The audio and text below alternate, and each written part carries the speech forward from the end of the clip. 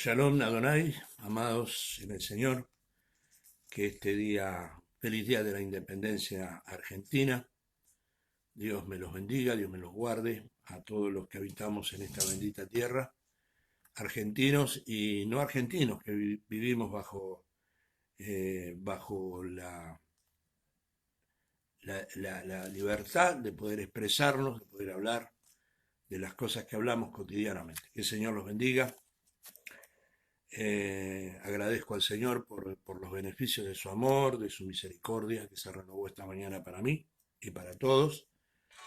Agradezco al Señor por la salud que me brinda esta mañana y el deseo, deseo ferviente de poder compartir con ustedes.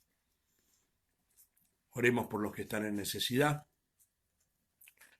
Aprovecho para pedir la oración por gente con problemas de salud que están en distintos lugares de la parte de nuestro ministerio y de otros ministerios, amigos y hermanos. Así que aquellos que no les he mandado el mensaje, les encargo la oración por la pastora Estela de Silva de la ciudad de San Carlos de Bariloche, por la hermana Fernández de allá de Buenos Aires, que está pasando una situación, Isabel está pasando una situación con su mamá, una persona muy amada. Oremos también por unos hermanos que están en la provincia de Buenos Aires contagiados con este COVID-19, que ayer me llegaron con esta petición de oración. Así que oremos por todos los necesitados, acordemos de orar por los que están en eminencia, acordemos de orar por la paz de Israel, por Jerusalén, la ciudad amada. Oremos los unos por los otros en una unidad espiritual, aunque no física, por los siervos y siervas de distintos lugares que están predicando la palabra aún con dificultades, están hablando de las verdades bíblicas. Vamos a orar un momento, hermanos, para luego ya entrar en el tema que de lo que estamos hablando, de estos 7 espíritus peores dentro de la iglesia. Amado Dios y buen Padre, en el nombre de tu Hijo Jesucristo te quiero pedir en esta mañana, Señor, la bendición para poder hablar de estos temas que son tan importantes e inherentes al crecimiento y al cuidado de tu pueblo. Espíritu de Dios, dame la sabiduría, la inteligencia para hablar sin ofender, sin agredir, sino hablando lo que tú estableciste por tu palabra, la que inspiraste a hombres comunes, pero que se dispusieron a ser voceros de este mensaje glorioso que ha traspuesto los tiempos y las fronteras. En esta mañana, Señor, te quiero agradecer por la vida de cada uno de mis hermanos, de cada uno de mis seres amados. Quiero agradecerte por mis hijos, mis nietos y mis afectos de distintas especies. Te doy gracias porque tú los has guardado y tu misericordia se renovó esta mañana para mí y para todos los que creen en ti. Señor, quiero pedirte en el nombre de Jesús, por la vida de aquellos que están pasando por situaciones de enfermedad. Te ruego, Señor, por hermanos, hermanas, siervos y siervas tuyas que han sido contagiados por este virus. Señor, que el poder de tu llaga sea sobre ellos, trayéndoles la libertad, la salud, Señor, y el bienestar que ellos necesitan para vivir, para seguir hablando de ti. Señor, te ruego en el nombre de Jesús, que tu mano, esa que no se ha cortado, ni tu oído que se ha grabado para oír, puede escuchar y ser tu mano extendida hacia cada uno de aquellos que te buscan en espíritu y en verdad. Muchas gracias, Señor. En el nombre de Jesús, bendigo a cada uno de mis hermanos que en esta mañana se van a prestar a escuchar y a poder entender o atender lo que humildemente puedo acercarles a la luz de tu palabra. Muchas gracias, mi Dios, en el nombre de Jesús. Amén.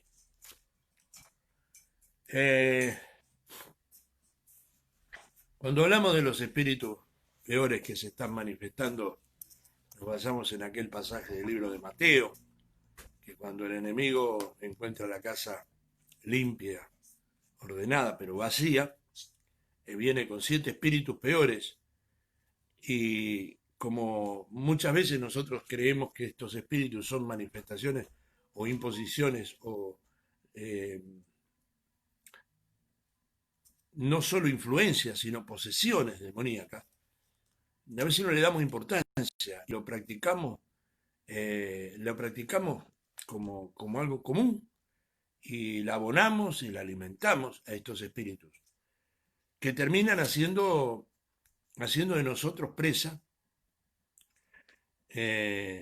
Nos hemos acostumbrado tanto a estas cosas y la hemos insertado en nuestra vida cotidiana y no nos damos cuenta que estos son obras de las tinieblas, influencia de las tinieblas para acallar la voz poderosa de la iglesia de Cristo. Yo quiero, como digo, cada vez que tengo la oportunidad de compartir con ustedes estas charlas bíblicas, decirles que yo no me refiero especialmente ni específicamente a nadie, porque aquellos que dicen que son los únicos que tienen la verdad, esas son las verdaderas sectas, que terminan, que terminan en catástrofes espirituales terribles. Yo no sé cuántos se acordarán del iluminado Jim Jones, que allí en la Guayana terminó haciendo que se mataran cientos de personas. Yo no sé cuántos recordarán estos mesiánicos que hablan de ser los únicos que tienen la verdad, que terminan destruyendo familias.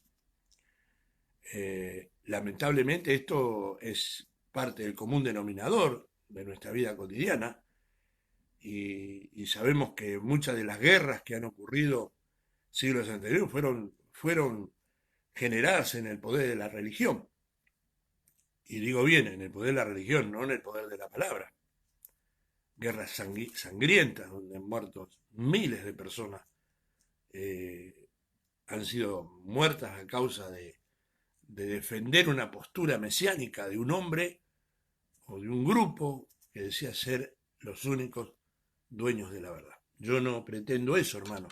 Simplemente comparto, junto con mis principios doctrinales y mi humilde, pobre conocimiento, lo que considero y lo que he logrado captar, escudriñando, aprendiendo, escuchando, leyendo de otros hombres y también de quien les habla con mucho temor y respeto.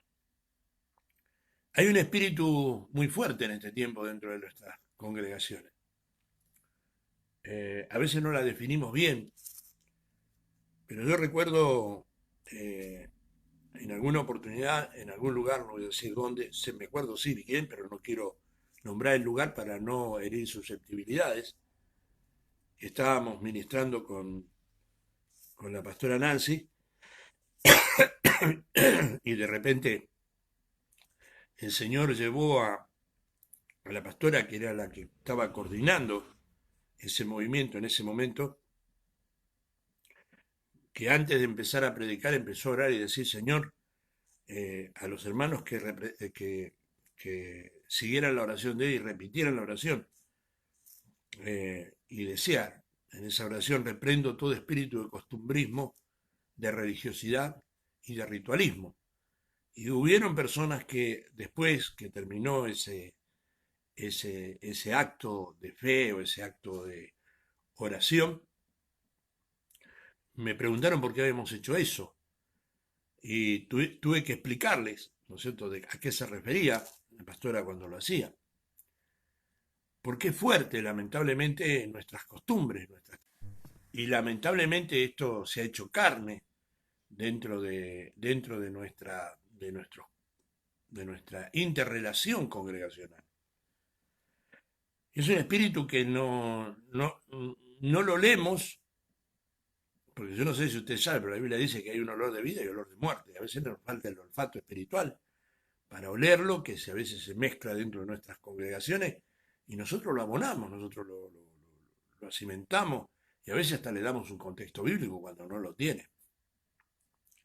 Yo voy a nombrar algunos de esos espíritus hoy, mañana terminaremos con la ayuda del Señor, si es que así Dios lo permite. Pero, ¿por qué digo esto, hermano? ¿Por qué estoy trayendo esto a colación? Porque, como decía ayer, hermanos, si hay alguien o hay algo que puede frenar Las obras de las tinieblas es el poder de la palabra y el poder de la iglesia y el poder del Espíritu de Dios. El Espíritu de Dios necesita cuerpos para manifestarse y ese cuerpo místico de Cristo es la iglesia.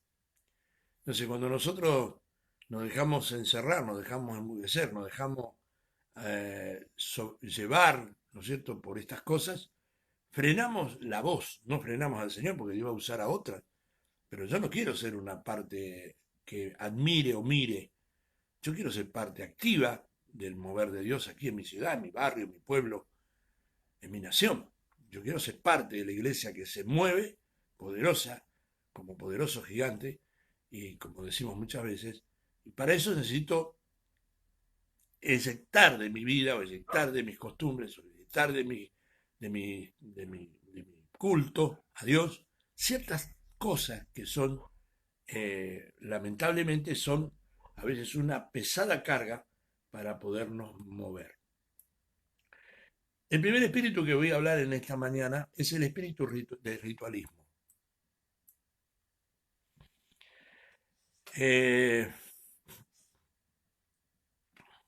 A veces nos convertimos en tan ritualistas que le damos más importancia a lo exterior, a ver, sin querer entrar, hermanos, en la crítica, porque no es mi objetivo. Vive Dios y vive el Espíritu Santo, que no es mi objetivo. De entrar de criticar las formas.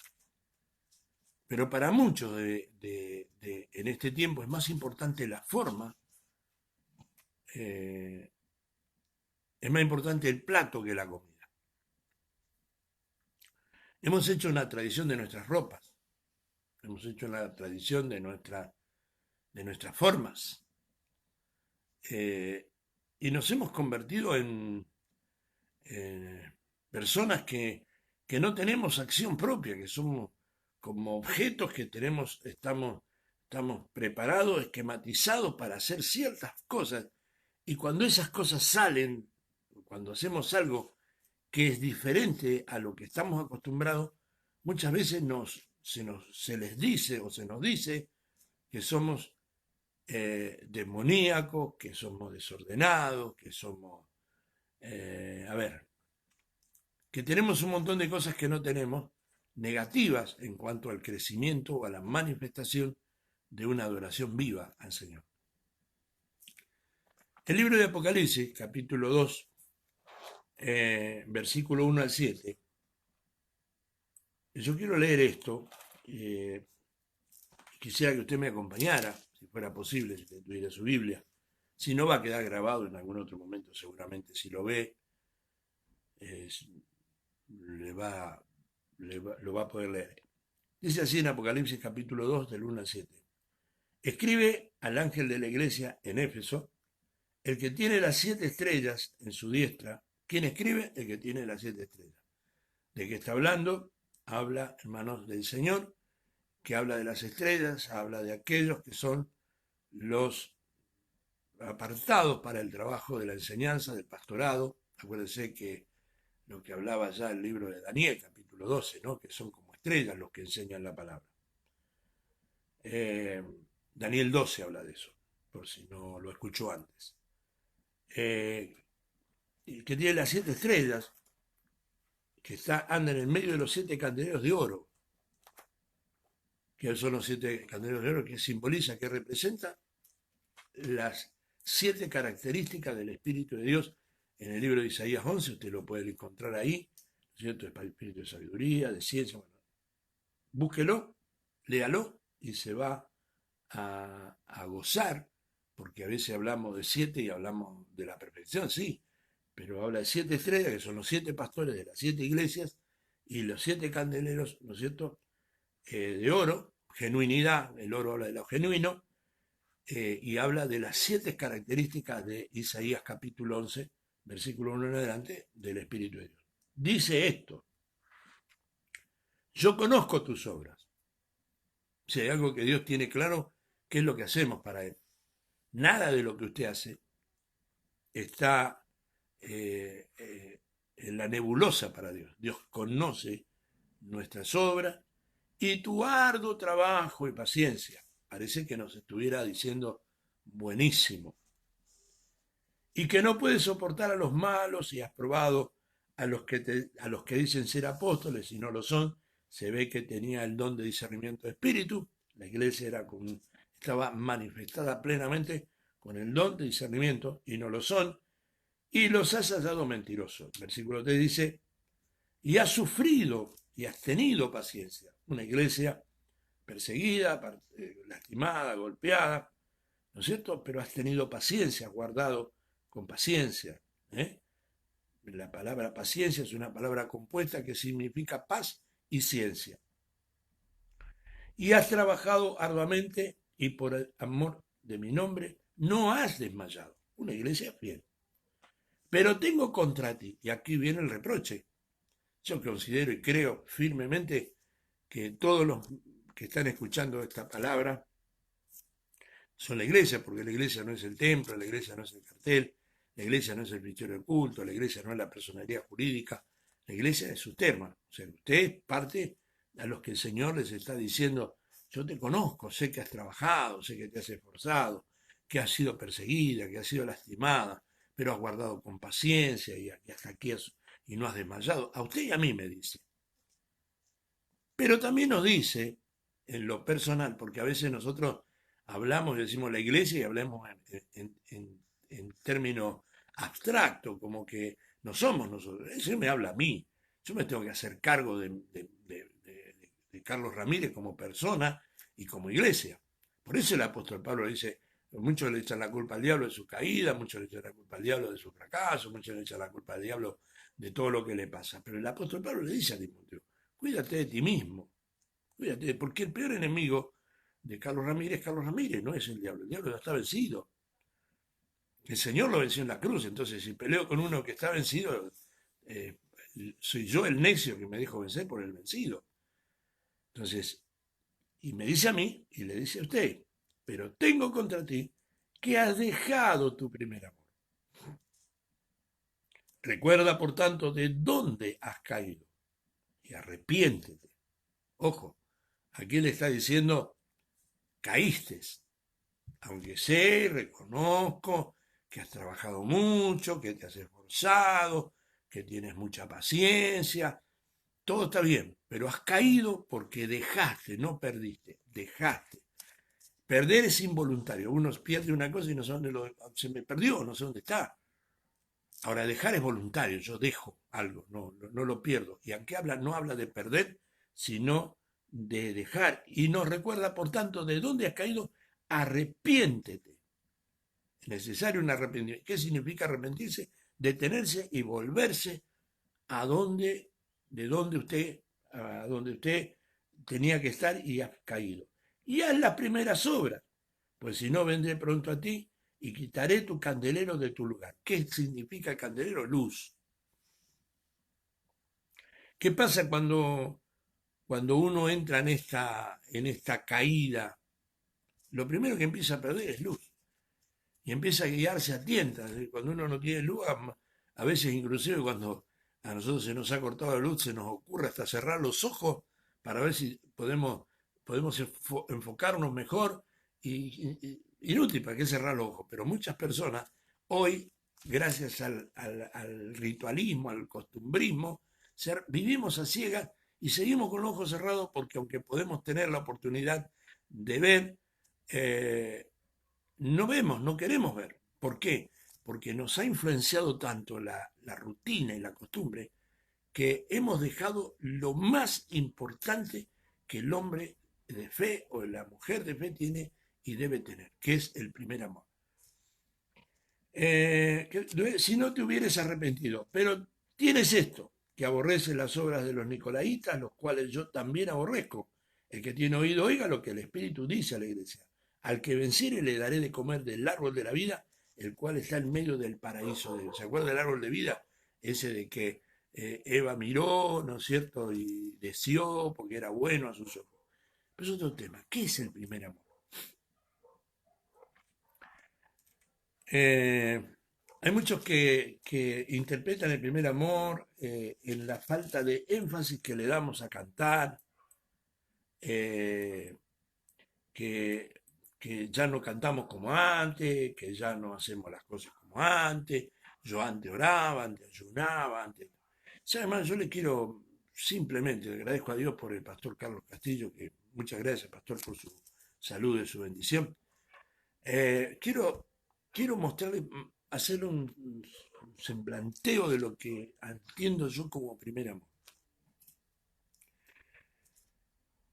Una vez en una predicación lo escuché y después lo compartí. Si usted, hermano, tiene una hermosa casa, el Señor lo ha premiado con una casa y se ha comprado los mejores muebles y tiene la mejor, todo lo mejor dentro de su hogar y la casa se prende fuego y dentro de su casa hay un niño, un hijo suyo durmiendo, ¿qué es lo que va a rescatar? ¿Qué es lo que intenta rescatar primero? Y todo dice, mi hijo, bueno, ese es su primer amor. Decide dejarte tu primer amor, aunque vayas al templo, aunque cante mejor que antes porque fuiste a aprender a vocalizar, aunque toques los instrumentos mejor que antes porque fuiste a aprender a tocar, aunque prediques mejor que antes porque te especializaste o te capacitaste en un seminario. Pero si el primer lugar de tu vida no lo tiene el Señor, quiero decirte que eso es haber dejado tu primer amor. Haber dejado al Señor lejos de tus decisiones más importantes. Haber dejado al Señor lejos de tu pasión más importante es dejar tu primer amor. Y lamentablemente, ¿y por qué dejamos el primer amor? Porque nos hemos acostumbrado. Ya hicimos una rutina de nuestra vida congregacional. Vamos porque nos acostumbramos. Y muchas veces nos convertimos como esos animalitos de circo. Usted sabe que yo tenía, hace unos años atrás, tenía un perro que todo el mundo dice que son muy bravos. Para nosotros era un cachorro, porque era un Rottweiler, me parecía un pequinés, porque era más manso que, que- que una cría. Cuando nosotros recién lo compramos, la veterinaria me dijo, pastor, vos no podés tener este perro porque su temple, su espíritu de pelea, los que lo habían criado, los que lo habían armado, ¿no es cierto?, eh, la venta de esos perros, lo acostumbraban de chiquitito a molestarlo para que se enfureciera porque hay cosas. Y el perro lo tocaba y te daba a morder. Y bueno, yo lamentablemente dije, bueno, me parece que lo voy a tener que vender, o lo voy a tener que regalar, porque no lo puedo tener, eso es una iglesia, había mucha gente. Inclusive recién vi por ahí aparecer en un fugaz paso de la hermana Lucía Montesino, que siempre se renegaba con la pastora por el perro. Pero vino un hombre que, un educador de perros, un amaestrador, no sé cómo le llamaríamos, y me dice, usted tiene que dominarlo al perro. Pero el perro hay que dominarlo con cariño. Yo digo, ¿cómo voy a dominar semejante bestia con cariño? Un perro de 50, 60 kilos, un cachorro de 7 meses. El hombre me empezó a enseñar a hacer prácticas con el perro. Y cada vez que el perro hacía algo, yo le tenía que dar un pedacito, me hacía comprar salchichas, esas vienesas, y cortaba ese pedacito, y cada vez que el perro, yo le decía, echate, se echaba, yo le daba un pedacito, y el perro se quedaba quieto, porque cada vez que le daba una orden, el perro la cumplía, yo le regalaba o le daba el premio. A veces somos así, hacemos las cosas por ritualismo, por costumbre, y como nos han enseñado, nos han amaestrado de esa manera, perdónenme la expresión tan mal dicha quizás, pero no tengo otra forma de explicárselo. Nos hemos acostumbrado a los ritos de la congregación. Una vez un siervo de Dios, no sé qué fue lo que le dije, y me dice, ¿y eso dónde está escrito? En la Biblia, ¿no? Decime qué página, qué libro, porque tenemos a veces los evangelios, Mateo, Marcos, Lucas, Juan, y según los santos evangélicos.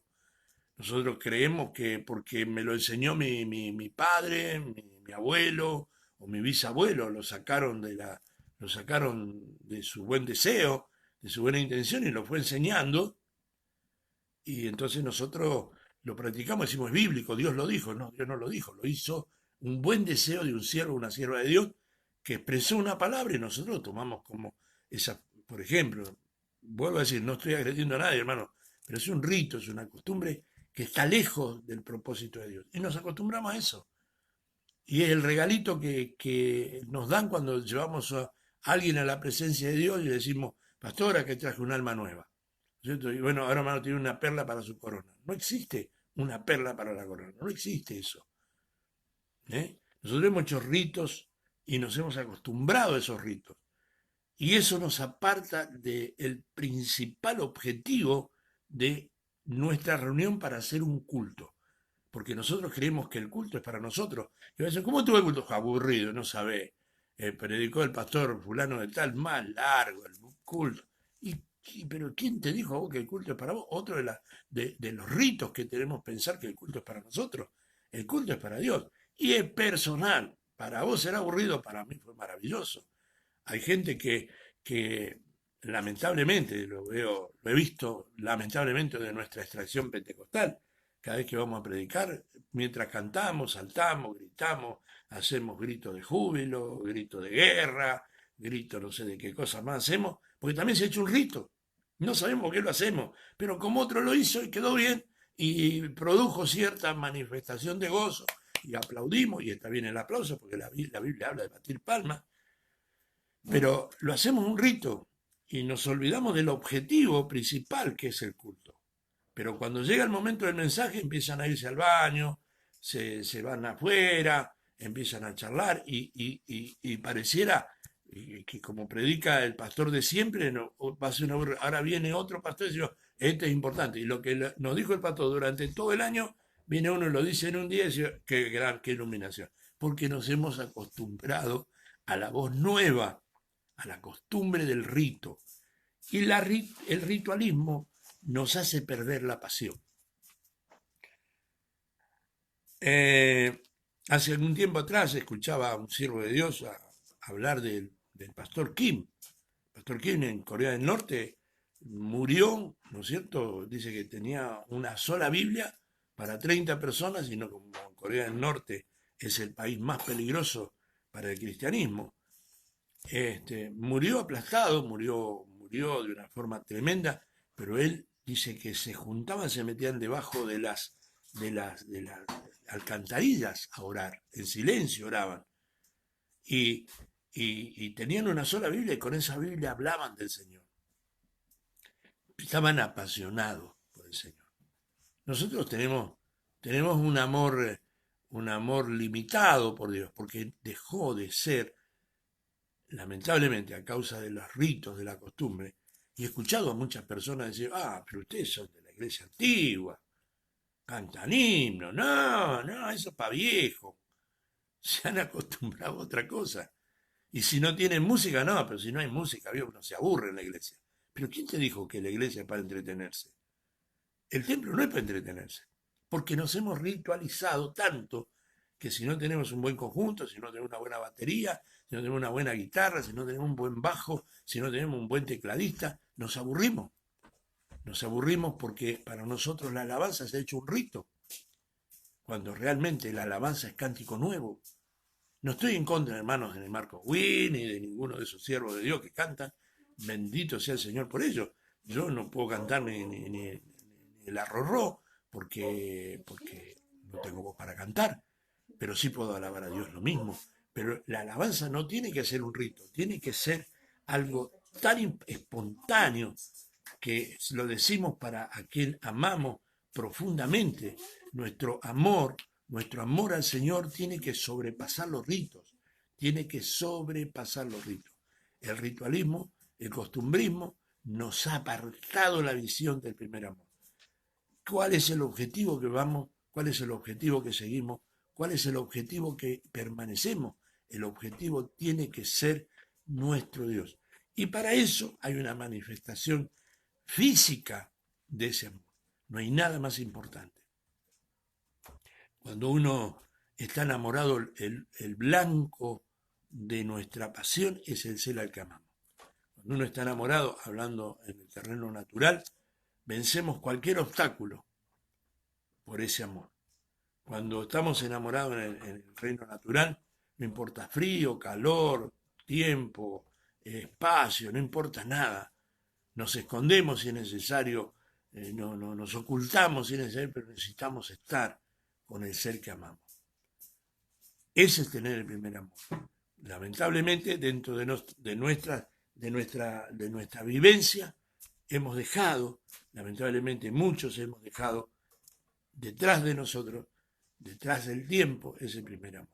Si hace frío, porque hace frío no voy, porque cómo voy a juntar, total hace frío. Si hace calor, me voy al río, total. Y empezamos a reclamar, ¿y por qué no hacemos el culto a la mañana? Si a la tarde nos vamos al río. ¿O por qué no hacemos el culto a la tarde? Si a la mañana me voy. No, no, hermano, lo primero en tu diario vivir, en tu vida, según lo que espera el Señor de nosotros, es que lo amemos a Él. Que lo más importante para nosotros sea Él, no los ritos.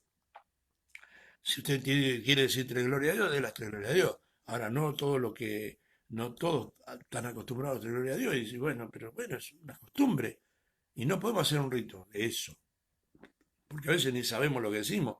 A veces, yo con dolor puedo decir esto, he visto congregaciones donde dan los tres gloria a Dios y la gente empieza a ponerse molesta.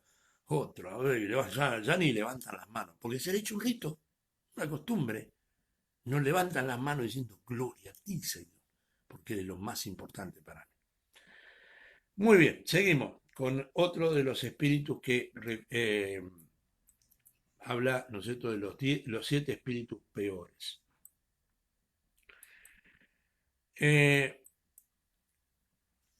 Hay un espíritu que es tan nefasto como el anterior, todos los espíritus malos son nefastos, y producen, ¿no es cierto?, discordia, y producen muerte, y producen desencantamiento, producen rupturas, y es el espíritu de apariencia.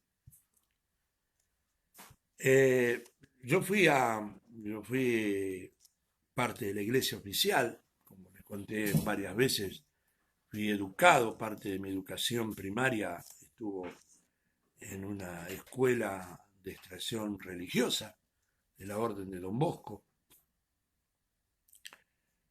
Y he escuchado a mucha gente decir con verdad, eh, van a la iglesia para ver qué ropa se pusieron, para ver la apariencia, y algunos así un poco jocosamente y también un poco burlistamente le llaman chupacirio. Lamentablemente esto es una realidad, ¿no es cierto?, de la religión.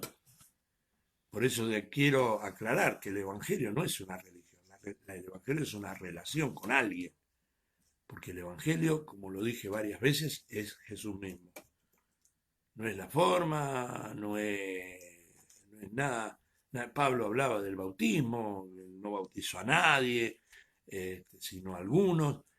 Nosotros hoy hacemos una costumbre, un rito del bautismo, un rito de esto, un rito de la pollera, un rito del mantilla de la cabeza, el rito del tres gloria a Dios, el rito de orar en delante del púlpito, el rito, nombramos y hacemos cosas que son apariencia de piedad, el espíritu de la apariencia. Vamos a ver que la apariencia es hacer como que estoy haciendo algo que no estoy haciendo. Es mostrar algo, decir que creo en algo o que practico algo que no practico. Esa es la apariencia. También se le puede llamar hipocresía, que es muy parecido. Que hipocresía viene de artista. La palabra hipocresía viene de artista. Actuamos, nosotros mostramos una careta, una máscara de algo que no somos y decimos lo que no creemos a veces. El libro de Apocalipsis, capítulo 2, versículo 8 dice, y escribe el ángel de la iglesia de Esmirna, el primer y el postrero. Como usted se dará cuenta, estos 7 espíritus aparecen allí en las 7 iglesias, ¿no es cierto?, descritas en el libro de Apocalipsis. Y escribe el ángel de la iglesia de Esmirna, el primero y el postrero. ¿Quién es el primero y el postrero? El gran yo soy. El único Mesías. El resto de los Mesías son falsos. Aquellos que dicen yo soy el que la tengo bien clara, el que la tiene, como decimos la que la tiene posta, es mentira. Es solamente un hombre que cree que es lo que no es. Aquellos que siguen Mesías se van a equivocar. van a golpear, se van a caer. Lamentablemente va a pasar un tiempo, pasar otro tiempo, pasar otro tiempo, pero en algún momento se van a dar cuenta de que están equivocados. Y escribe el ángel de la iglesia de Esmirna, el primero y el postrero, el que estuvo muerto y vivió, dice esto. ¿Con qué autoridad, no? Estuve muerto y resucité. Yo conozco tus obras y tu tribulación y tu pobreza, pero tú eres rico. Y la blasfemia de los que dicen ser judíos y no lo son, sino sinagoga de Satanás. Los que dicen ser judíos y no lo son. Sinagogas de Satanás. No temas en nada lo que vas a padecer. He aquí el diablo echará a algunos de vosotros en la cárcel para que seáis probados y tendréis tribulación por 10 días. Sé fiel hasta la muerte y te daré la corona de la vida. El que tiene oído, oiga lo que el Espíritu dice a las iglesias. El que venciere no sufrirá daño de la segunda muerte. Es indudable, hermanos, que este es un tiempo de la apariencia. Vengo todos estos días, hermano, hablando de hombres que dicen ser y no son, de hombres que cuando hablemos del otro espíritu, el tercer espíritu, que va a ser 3 hoy que vamos a hablar,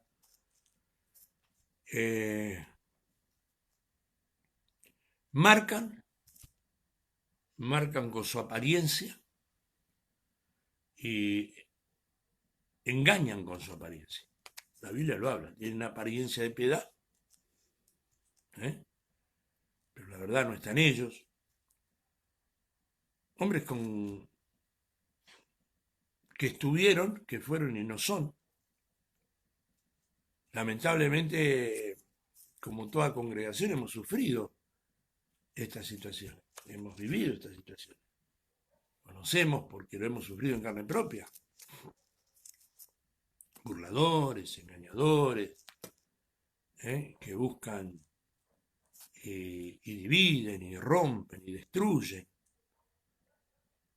malquistan la vida de los pastores, lastiman la casa familiar. Tuve la lamentable experiencia de un varón que no me recuerdo el nombre, pero si lo recordara lo diría, puedo decirle para que se cuide.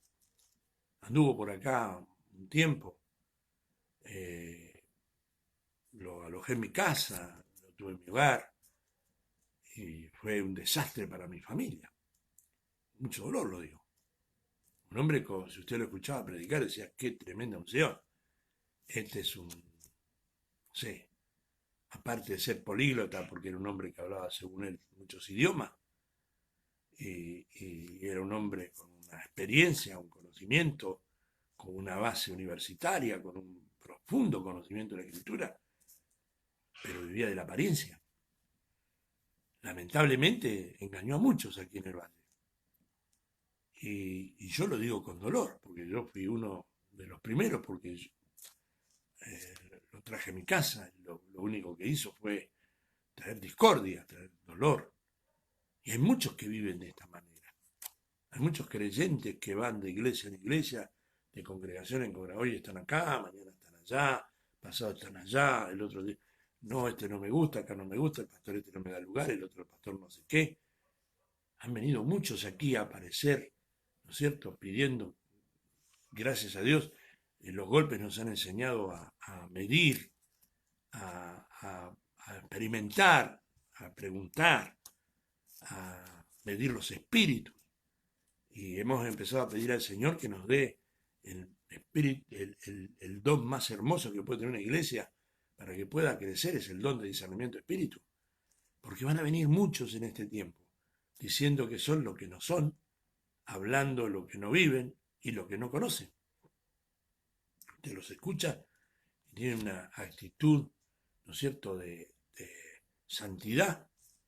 No caminan en las nubes, usted los ve, pero resulta que cuando usted los empieza a reconocer a través, cuando digo reconocer, estoy hablando más que conocer, buscar, escarmar en su vida, en sus frutos, se da cuenta que tiene dones, pero no tiene frutos. Y lamentablemente lo que habla de un hombre no es los dones, sino los frutos. Nosotros, lamentablemente los creyentes, nos guiamos por los dones, pero el Señor no nos habla de dones. Los dones son un regalo, pero los frutos son lo que manifiesta de qué está hablando y quién está hablando.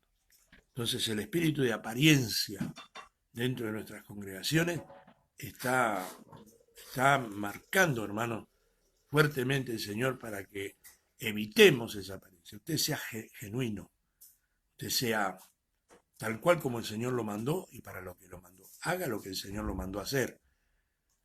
Diga lo que tiene que decir y si no tiene nada que decir, cállese la boca, que es la mejor enseñanza que usted puede recibir. Y el mejor acto de humildad es saberse callar cuando tiene que callarse. Porque algunos aparentan algo que no son y en esa buscan de manifestarse como hombres usados cuando no tienen nada que decir y están mintiendo, pero tienen apariencia de piedad. Entonces eh, tenemos que tener cuidado con este tipo de gente. Yo recién alguien me acercó el apellido de esta persona, pastores tengan mucho cuidado, hay un nombre de prestigio, buen predicador, yo no voy a decir que no, hasta los burros hablaron en su momento, cuando le tuvieron que hablar a Balán, el burro habló, pudo entregó mensajes, pero tenga mucho cuidado con un hombre de apellido Mella, su nombre es Rodrigo, entonces yo lo digo abiertamente, me asumo la responsabilidad de decirlo, tenga cuidado, un hombre joven, según él es pastor de jóvenes, tenga mucho cuidado. Vamos a ver otro espíritu, hermano. El espíritu de Balaam. Este es un espíritu que abunda hoy dentro de nosotros. Abunda dentro de nosotros. Lamentablemente abunda dentro de nosotros. Nos consideramos pueblo de Dios y somos pueblo de Dios. Y no podemos marcar, ¿no es cierto?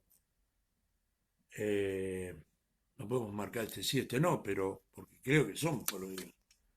Así como he hablado declarando la bendición de conocer tremendos hombres de Dios que me han dado testimonio y frutos.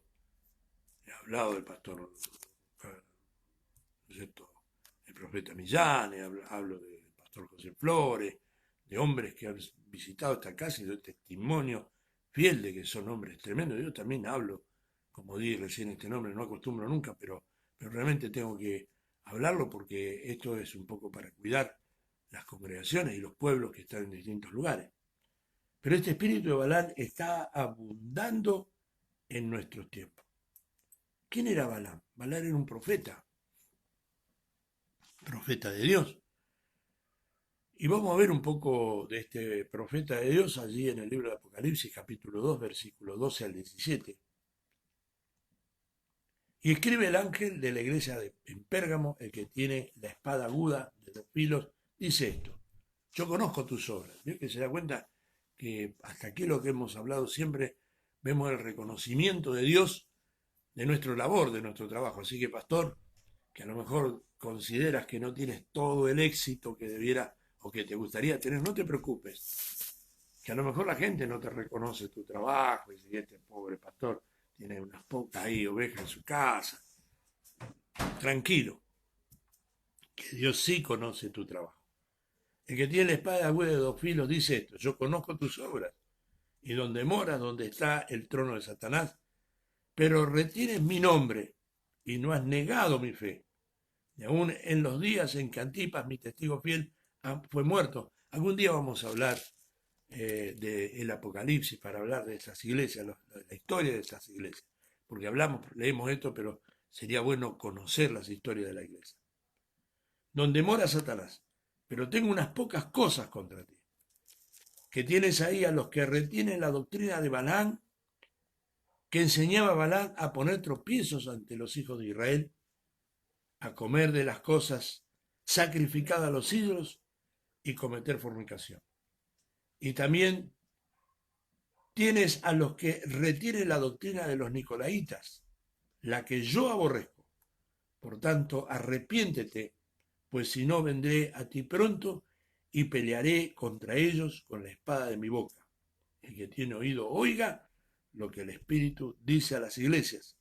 El que venciere, daré de comer del maná escondido y le daré una piedrecita blanca y en la piedrecita escrita un nombre nuevo, el cual ninguno conoce sino aquel que lo recibe.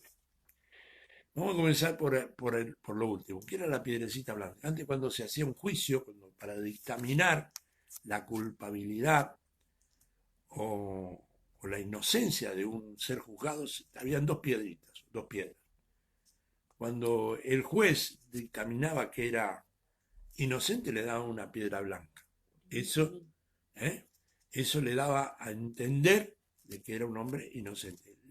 La muestra física de su inocencia. Aquí habla de una piedra blanca. Pero ¿a quién le va a dar la piedra blanca? Aquel que, sabiendo que esto está mal, no lo practica. Al que es inocente, que es entendido y conocido y reconocido como inocente. ¿Quién era? ¿Cuál es la doctrina de Balaam? Según el libro de los Romanos, el apóstol Pablo habla de los dones. Y los dones y los ministerios son irrevocables, hermano. Esto, mal que nos pese a nosotros, pero cómo este hombre tiene semejante don, semejante ministerio. Mirá lo que ha vivido, mirá lo que vive, mirá lo que practica, mirá lo que hace. ¿Cómo puede ser? Golpeamos el pecho, nos rompemos la cabeza.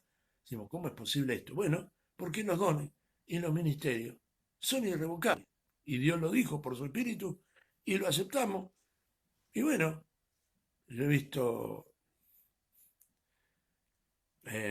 conozco algunas experiencias de vida de hombres de Dios, no estoy hablando de cachafaces, hombres de Dios que cayeron y que en medio de su caída llegaron a lo más profundo, al lodo mismo, a la mugre misma, por no decir de otra forma, para que me entienda mejor.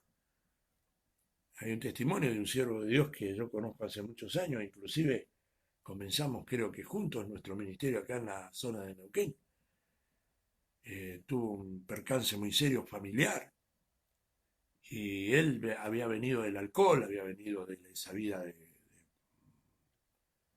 un hombre de carácter fuerte, peleador, camorrero, pendenciero. Y cuando tuvo ese impacto que no sé cuántos hubieran soportado, él lo soportó humildemente y en su pobreza lo soportó hasta el punto en que empezó a caer por el barranco y llegó a volver a ser un hombre alcohólico. Yo lo conocí siendo un predicador, un evangelista, y luego lo vi caído, lo vi maltratado, muy mal por el alcohol. Gracias a Dios, el Señor salió a su encuentro otra vez. Pero él testifica, cuenta, que él borracho muchas veces predicaba. Esto parece una utopía, pero es así. Predicaba, alcoholizado, borracho, perdido en el alcohol, y la gente lo escuchaba. Los congéneres, los borrachos igual que él, lo escuchaban y se ponían a llorar. Y después iban a la iglesia y aceptaban a Cristo como su Salvador por esa palabra que ese borracho le dijo. ¿Por qué? Porque los dones y los ministerios son irrevocables. Hoy, gracias a Dios, el siervo está restaurado, está predicando en una ciudad de esta provincia.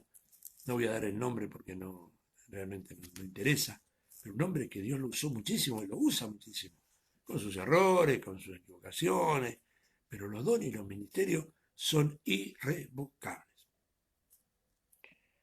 ¿Cuál es el problema? Balaam era un profeta, había sido apartado como profeta, había sido ungido profeta, había sido apartado por Dios como profeta. Pero ¿qué le pasó a Balaam? Empezó a usar lo que Dios le había dado, porque todos los dones, hermanos, y ya estoy terminando, no se vaya, yo sé que el 9 de julio alguno quiere ir a preparar el asado, no se vaya, espéreme un segundito más, ya termino. Todos los dones no son para uso personal, no son para, como la profecía, no es de interpretación personal. No es, yo tengo una interpretación de la profecía, no, la profecía tiene un basamento bíblico, no es personal, no es mío. Entonces por ejemplo, los dones son para el beneficio de la iglesia, o sea, el beneficio del cuerpo de Cristo. El Señor usa los dones, usa los ministerios para el engrandecimiento de la obra del Señor, para el crecimiento del cuerpo de Cristo. El problema es que aquellos muchas veces que tienen dones o tenemos dones y tenemos ministerio, lo usamos para beneficio propio. Y empezamos a especular económicamente con nuestro don y con nuestro ministerio. ¿Conoce alguno de esos? ¿Ha escuchado alguno de esos? ¿Sabe o ha sido espectador de alguno de esas personas que tienen el espíritu de Balaam? Pues yo he visto muchos. Y en este último tiempo con más razón. Lamentablemente tengo que decir que se manifiesta poderosamente este espíritu de Balaam en este tiempo. Artistas profesionales del micrófono, usados. Yo el otro día veía con dolor de un hombre que yo tuve el privilegio de conocer. No voy a dar el nombre tampoco, pero si usted quiere, búsquelo en internet. La historia de este siervo de Dios, un hombre tremendo, un hombre que juntaba multitudes en Centroamérica, un hombre poderoso en la palabra, un hombre que yo vi milagros tremendos en su vida aquí en Neuquén. Yo vi una operación, no como lo hacen los cumbandistas, los espiritistas, que hacen un espectáculo, no, no tocó nadie a nadie. Hay una hermana muy allegada a mí, muy amiga mía, que tenía un tumor en la cabeza, con papeles, con certificado médico, con resonancia, con ecografía. Ella hoy es miembro de la Iglesia Bautista. Cuando este hombre vino hace el año 79, 1980, vino aquí a Neuquén, estuvo predicando en el templo Biblia Abierta del barrio Buquerroldán, y él dijo, el Señor está operando una persona de la cabeza, hay un tumor en la cabeza de una persona y el Señor la está operando. Todas las reacciones físicas, todas las manifestaciones de ese tumor, mi hermana lo sentía con dolores. De repente desaparecieron los dolores, fue al médico de vuelta y el médico, al hacerle una nueva resonancia, encontró una cicatriz donde había estado el tumor. Dios había extirpado el tumor, pero él muere de una forma trágica. Muere, según la historia, en un burdel, ¿no es cierto?, quemado, porque su vida, lamentablemente, era una vida dual. Usaba su don para beneficio propio. Yo creo y confío que Dios tuvo que haberlo perdonado porque dice que su cuerpo estaba arrodillado, ¿no es cierto?, cuando lo quemaron, lo prendieron fuego, así literalmente. Y estoy hablando, me voy a dar el nombre, búsquelo en internet, está la historia de Luis Urbáez.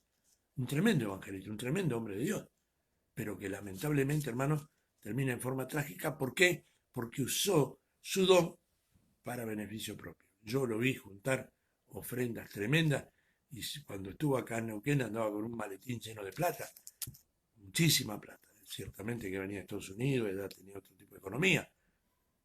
Este espíritu de Balaam está manifestado en las iglesias. Y este espíritu de Balaam viene acompañado por el espíritu del nicolaísmo, de los artistas, de los que consideran que son los únicos elegidos, los únicos iluminados, los únicos capaces de tener la verdad, y que se sienten con autoridad. Nicolaísmo significa poder de uno sobre todos. Y esto se ve.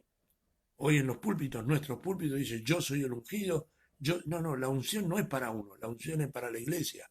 Yo como pastor soy parte de la iglesia, tengo unción porque la iglesia tiene unción.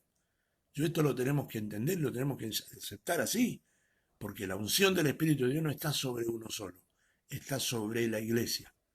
Cuando nosotros creemos que yo soy el único ungido entre la iglesia, hay un espíritu que se llama el espíritu del nicolaísmo, que está ejerciendo autoridad sobre mi vida. Y yo, si dejo ese espíritu ejercer autoridad sobre mi vida, estoy en contra del Señor, porque la palabra del Señor dice que este espíritu, el Señor lo aborrece. Literal, el espíritu del nicolaísmo al cual yo aborrezco, dice la Escritura.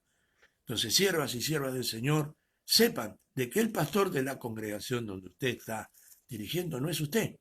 Ciertamente que tiene la responsabilidad de dirigir, ciertamente que es pastor, pero el pastor de esa iglesia espiritual es el Espíritu Santo de Dios. Y usted es un colaborador, así como el apóstol Pedro escribe en su epístola que él como anciano era un hombre que era colaborador y que a él le esperaba la corona de gloria que está preparada para los pastores. Hermano, nosotros tenemos que tener claro eso, porque cuando nosotros no tenemos claro esas situaciones que nos están pasando en este tiempo, gente que hay hombres con ministerio, con dones que son irrevocables, porque son así. Yo tuve la oportunidad de, alguien me involucró en la traída de un pastor que venía de Estados Unidos, tampoco voy a decir el nombre, nos metimos a alquilar un estadio Rucaché y me dijo, mire, si no tengo tantas personas dentro del estadio no subo al púlpito. Otro dice, bueno, usted lo invita a predicar y dice, yo quiero yo no voy por la ofrenda, voy por el caché, tengo caché. O sea, cobran un dinero. No está mal, no está mal que el hombre, porque el que vive y trabaja para el Evangelio, viva el Evangelio. Pero yo no trabajo, yo predico la palabra. Y si alguna vez alguien en el Señor me ofrece una ofrenda, me da una ofrenda para sufragar mis gastos, bendito sea el Señor. Pero tengo el honor de decirle algo, hermano. Hay un pastor acá que está ahora, estoy hablando del pastor Carlos Citati, que me conoce hace muchos años, de allá de la provincia de La Pampa, donde tuve alguna oportunidad, alguna vez la posibilidad de compartir con ellos la palabra.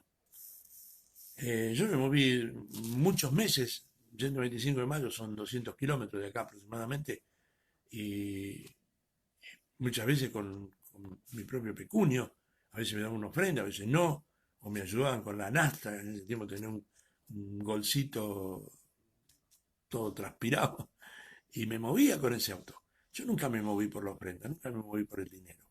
Hay una hermana acá, la hermana Gloria de Valenzuela, de Quiñeneo de Valenzuela, de Victoria. Yo cada vez que fui a un lugar, nunca le dije al pastor, ¿y cuánto me va a dar? ¿O cuánto me va a prender? Mire que yo vengo de Argentina, yo tengo que pagar peaje, tengo que pagar la nata. No, no, no. Yo fui me dijeron, pastor, queremos que venga a predicar. Y yo dije, amén, gloria a Dios. Y estaba el temor que se vamos a ir a Victoria. Vamos donde usted quiera, porque la palabra se tiene que predicar. Ahora, muchas de las veces que he ido a un lugar me he tenido que costear los gastos y lo hice con gusto porque sé que estoy sembrando en el reino. Y los hombres que aman a Dios, los hombres que no tienen el espíritu de Balaam, saben que no están trabajando para una viuda y que Dios no es deudor de nadie. Todos sabemos que yo le sirvo a un Dios grande y poderoso y que reconoce nuestra labor. Yo he estado en lugares, hermano, donde he gastado hace algún tiempo atrás. Fui a Bariloche, y lo digo con mucho respeto, y yo se lo cuento a los hermanos de Bariloche. Pues son parte de nuestro ministerio. Y los hermanos, muchas veces en su imposibilidad de ayudarme, yo he ido, he gastado 5 o 6 mil pesos argentinos y me han enviado con una ofrenda de 500 pesos, 1000 pesos.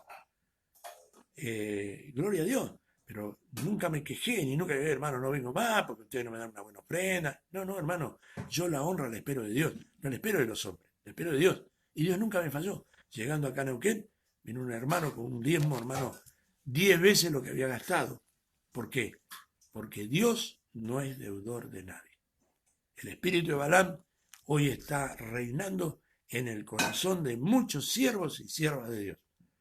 Sepa, amado hermano del Señor, que si hay un honor sublime, poderoso, bendito y glorioso, no es el rango ministerial que usted tenga. Ni pastor, ni profeta, ni apóstol, ni evangelista, ni maestro. El mayor rango que usted y yo podemos recibir es el de siervo inútil. Porque si así lo hubiéramos hecho todo, dice la Escritura, siervos inútiles somos. Entonces, ojalá que usted y yo podamos entender eso. Y como siervo no tenemos derecho a nada, el siervo no tiene derecho a nada. El único derecho del siervo es sentarse a la mesa con su Señor, estar en la casa de su Señor, recibir el cuidado de su Señor. Entonces, aunque somos esclavos, por amor nos han puesto un aro, no porque tengamos aro, sino porque en ese tiempo los que se quedaban al servicio de un amo se ponían contra un poste y con una lena le hacían un agujero. Veo esos que andan siempre con la oreja agujereada porque son esclavos. Yo tengo una oreja agujereada, espiritualmente hablando, porque soy esclavo por amor del Señor. Y nunca me dejó faltar nada. Al contrario, me ha hecho sobreabundar en todo, porque Él es un Dios bueno y un Padre amoroso. Hermanos, que el Señor los bendiga. Hemos visto tres de estos espíritus. Hermanos, el espíritu de apariencia, el espíritu de Balaam y el espíritu ritualista, el espíritu de las costumbres. Yo voy porque hago costumbre, me gusta esta canción, por eso estoy en la iglesia. No, usted, su amor, el primer amor es poner a Dios fuera del templo, en el trabajo, en la calle, en el primer lugar de su vida. Con la ayuda del Señor, mañana concluiremos con esta charla bíblica, hermanos, confiando de que el Señor nos va a dar la oportunidad de terminar mañana con este tema. Shalom Adonai, y como dije al principio, feliz día de la independencia para todos los argentinos. Y bueno, para el 18 de septiembre estaremos allí en Chile celebrando la tricolor. Y espero que sea con... Usted me entiende, hermana Gloria, ¿no? Dios bendiga a nuestra hermana. Gracias, hermana. Nos toca, la hermana Gloria me dice, por ahí nos toca la llaga. Bueno, hermano, pero es necesario, porque dice, ¿no es cierto?, que nos hará, ¿no es cierto?, nos hará, si no nos arrepentimos, nos quitará el candelero de medio de nosotros. Andaremos a ciegas, andaremos a tientas. Y yo creo que ninguno quiere andar a tientas. Todos queremos andar detrás de la luz, y la luz es Cristo. Que el Señor de paz los bendiga. Shalom Adonai.